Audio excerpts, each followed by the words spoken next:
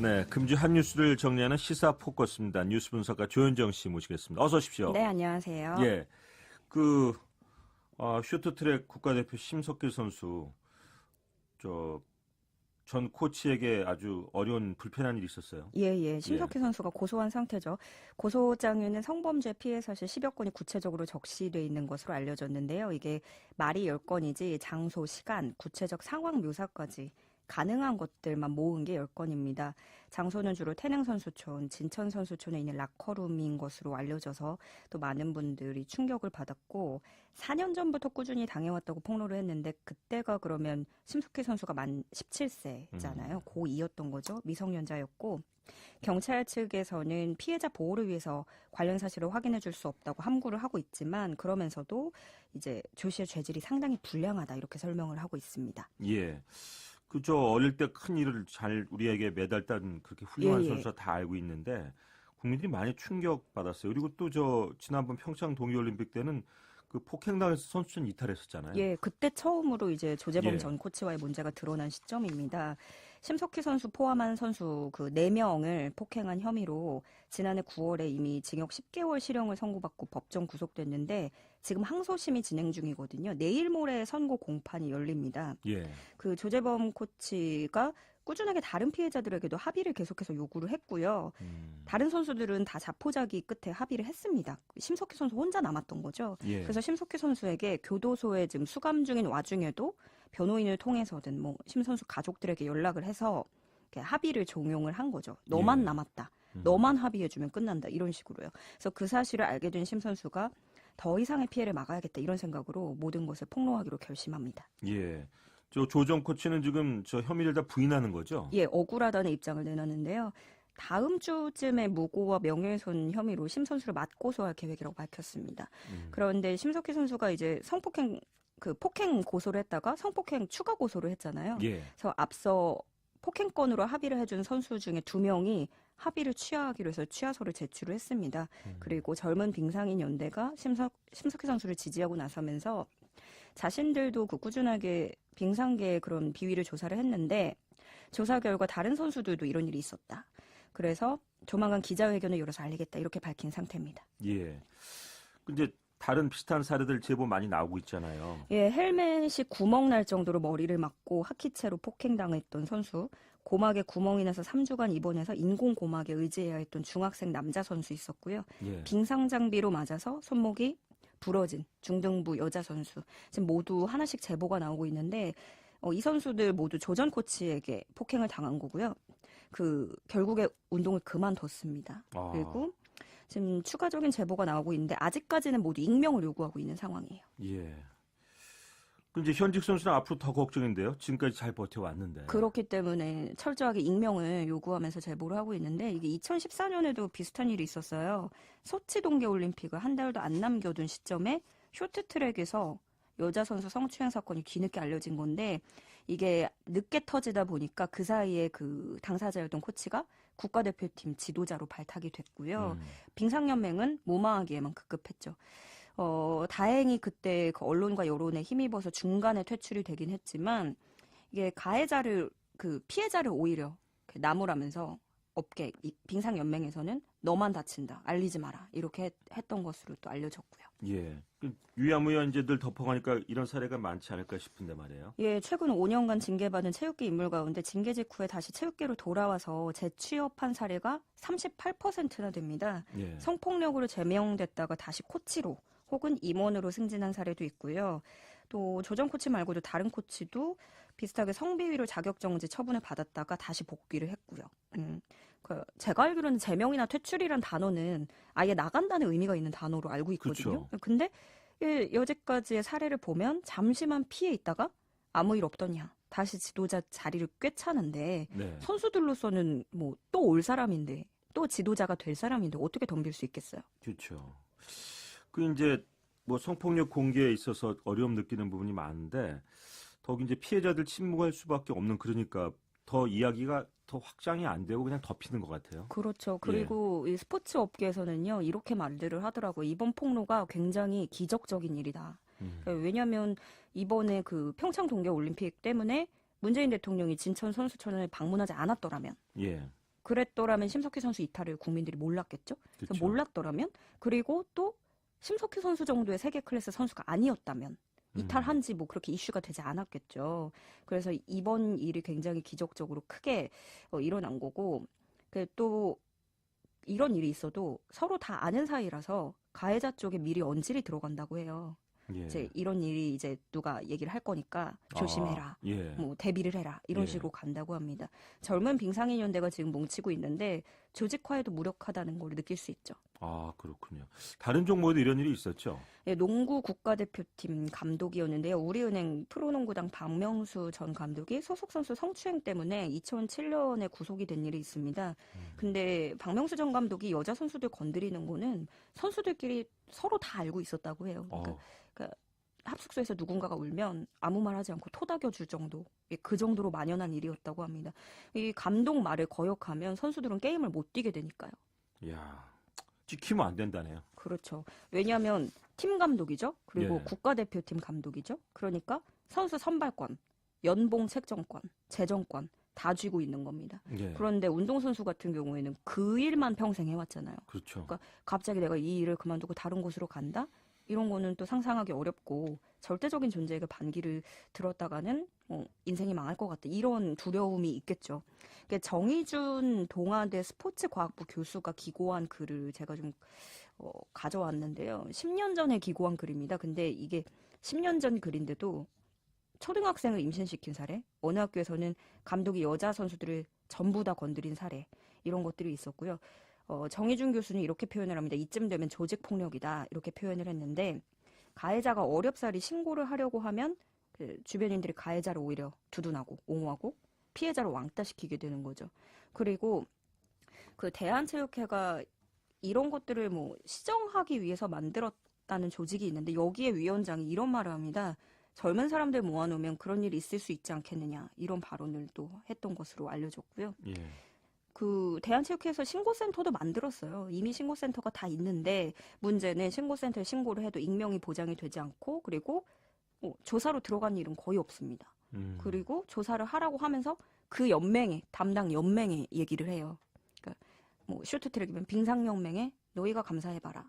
농구면 농구연맹에 너희가 조사해봐라. 그러니까 이게 제대로 될 리가 있겠냐고요. 그리고 특히 여자 선수들은 자유롭게 뭐 다른 일반적인 학생들과 만나고 교류하는 것들도 코치들이 강력하게 막는다고 합니다. 왜요?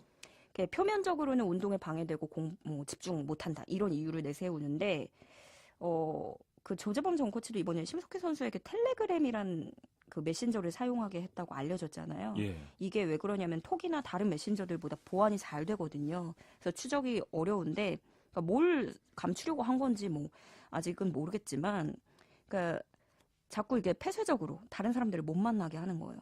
이게 KBS에서도 이미 방영한 적이 있어요. 시사기획 프로그램 쌈이라는 곳에서 기획 보도를 한 적이 있는데 이게 2008년에 보도가 나갔었거든요. 예. 근데 감독이나 코치가 선수들 두고서 뭐 내가 부리는 종이야 뭐 이런 식으로 표현을 한다든가 여자 선수들의 당번을 정해서 불러들인다든가 여기서 나왔던 내용이 충격적인 게 그 10살 넘은 여자아이들, 애기들이거든요. 근데 밤에 자는 사이에 감독에게 안 끌려 나가려고 서로 손을 묶고 잤다고 합니다. 이런 것뿐만이 아니라 너무너무 심한 발언들이 좀 많았고 이미 방영이 된 거지만 저도 지금 추려서 가지고 온 거예요. 아, 참. 할 말이 이르셨군요. 저도 조사하면서 참 충격적이었는데 네. 얼마 전에 대한체육회가 2018년 스포츠 폭력 실태 조사라는 걸 합니다. 그런데 조사 결과 성폭력 경험 비율이 1.7%라고 이제 결과가 나왔어요. 예. 근데 이 결과가 지금까지 들은 사례나 제보들에 비해서 굉장히 낮은 수준이라고 생각되지 않으세요? 1.7%면? 그러니까요. 이게 오래된 설문조사 같지만요. 이게 타이밍이 재밌습니다. 심석희 선수 폭로 바로 몇 시간 전에 나온 결과예요. 예. 그러니까 대한체육회가 조사를 해봤더니 성폭력 경험 비율이 1.7%랍니다. 이렇게 결과를 발표를 했는데 몇 시간 뒤에 심석희 선수가 폭로한 거죠. 예. 그래서 지금 정황으로는 뭐 몇 퍼센트가 되느냐 뭐 확실한 비율을 낼 수는 없지만 어쨌든 현실 체감과는 굉장히 동떨어진 결과가 나왔다고 볼 수 있습니다. 예. 그 이효정 씨가 저 문자 주셨는데 예. 애들한테 너무하네요. 이런 정도로 완화해서 제가 읽겠습니다. 예, 예. 그리고 전명규 한국체육대학 교수 지금 이제 전 대한빙상연맹 부회장이잖아요. 예, 예. 또 거론이 됐어요. 예. 많이들 기억하실 겁니다. 왜냐하면 안현수 선수가 러시아로 귀화할 때 그 극심한 대립각을 보였던 인물이기 때문에 국민들에게도 많이 알려져 있는데 빙상계에서는 정말 누구도 못 건들 그런 입지에 있는 인물입니다. 지금 조재범 전 코치와 전명규 교수는 최측근이고요. 같은 파벌로 알려져 있고요. 젊은 빙상인연대 법률자문 변호사가 밝힌 바에 따르면 전명규 교수가 이 사건을 인지했을 때부터 선수들에게 지속적인 압박을 가해왔다고 주장을 하고 있습니다. 예. 전 교수 밑에 있는 다른 코치도요. 성폭행 의혹이 제기돼서 대표팀에서 퇴출이 됐다가 다시 한 체대로 복귀한 바 있는데요. 예. 이번 일에 대해서 시민분들 어떻게 생각하시는지 듣고 오겠습니다. 왜 이제서 터졌나 약간 이런 생각을 가지긴 했는데 누가 이렇게 먼저 나서서 얘기를 하면은 보복당할까 봐 두려움 때문에 참다가 이제서 터졌다고 생각이 들어요. 그 체육계 연맹 위에 사람들이 다 바뀌어야 될 것 같다고 생각해요. 어떻게 보면 자기 코치 그 선수를 발굴한 건데 이제 어떻게 보면은 사심적으로 다가간 면도 있으니까 아무래도 폭행한 사람이 코치이고 어떻게 보면 자기 앞날이 있는 문제잖아요. 자기도 참다 못해서 이렇게 한 얘기 같아요.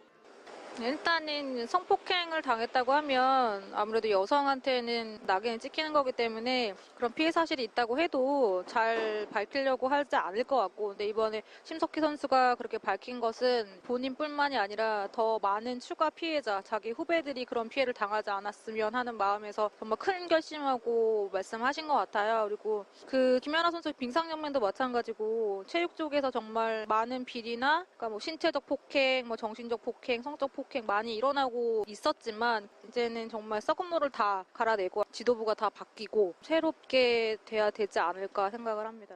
예. 정말 시민들 말씀대로 더 이상 피해가 없도록 이제 뿌리를 뽑아야 할 것 같아요. 예, 예. 뭐 성폭행 문제뿐만이 아니라 남자 선수들 다 포함해서요. 스포츠계가 이렇게 폐쇄적인데 아까도 말씀드렸지만 그 다른 일반 학생들 친구들을 못 만나게 하거나 이렇게 폐쇄적으로 자꾸 가둬두는 거, 그게 공부를 안 시킨다는 것도 좀 문제가 되는 것 같아요. 10살짜리 애들 손 묶고 잔다는 게 진짜 코미디예요. 너무, 좀 많이 충격적이죠. 참, 아까 예. 말이 안 나오더라고요. 마음이 아픈데 예. 또 부모들도 얼마나 코치나 감독은 전적으로 믿고 맡기잖아요. 모르는 거 아니에요? 예, 예. 전혀 몰랐죠. 그래서 일반적으로 이제 수업을 듣고 다른 친구들 만나고 하면 이제 보통의 운동선수들 지금의 모습보다는 더 다른 세상을 알게 되고 또 얘기 교류를 하게 되니까 그 안에서 벌어지는 일들이 밖으로 더 흘러나가기 쉽게 되겠죠. 그거를 두려워서 좀 막는 것 같은데 어떻게 보면 일종의 세뇌 형태로 선수들을 길들이는 것밖에 안 되는 걸로 보이거든요. 예. 선수 다루긴 더 편해지고 또 선수들은 공부 안 하고 다른 친구들 못 만나니까 이거밖에 일생에 해온 게 없으니까 중간에 다른 길을 못 찾으니까 그렇죠. 더 입을 못 여는 거죠. 조금만 참으면 돼. 여지껏 견뎠어. 그러니까 괴로워도 이제 침묵하고 견뎌야 하는 그런 상황에 내몰리는 거잖아요. 예. 그리고 제가 이번 상황을 보면서 또 떠오른 게 대학원이에요. 그러니까 이만큼 병폐가 심한 곳이거든요. 석박사 하려면 지도 교수들 그 심각한 갑질이 뉴스에도 많이 나왔었어요. 그래서 견디다 못한 그 대학원생이 지도 교수에게 사제 폭탄을 만들어서 보냈던 사례도 있었고, 예. 뭐 교수들 갑질 얘기 뭐 보도된 것만 봐도 학생에게 가래침 뱉었고 걸레반 물 먹이고 슬리퍼로 뺨 때리고 뭐 이런 것들이 있는데 여기도 마찬가지로 정권을 다쥐고 있는 거죠. 왜냐하면 아무리 몇 년간 석박사 연구하고 심부름하고 그렇게 매여 살아도 교수가 학위 안 주면은 못하는 거처럼 그렇죠. 다 말짱 도루묵이 되는 거거든요. 정부하고는 정치권도 대책을 내놓는 것 같은데 어떤 논의들 나오고 있나요 지금? 그 전체적인 골자를 좀 정리를 하자면 그냥 간단하게 말해서는 뭐 처벌을 강화하자, 이게 제일 골자입니다. 예. 영구제명 조치 대상이 되는 성폭력의 범위 확대, 성폭력 관련 징계자의 국내외 체육단체 종사 금지, 문체부 스포츠 비리 신고센터 내에 체육단체 성폭력 전담팀 구성한다, 이런 것들이 있습니다. 그러시군요.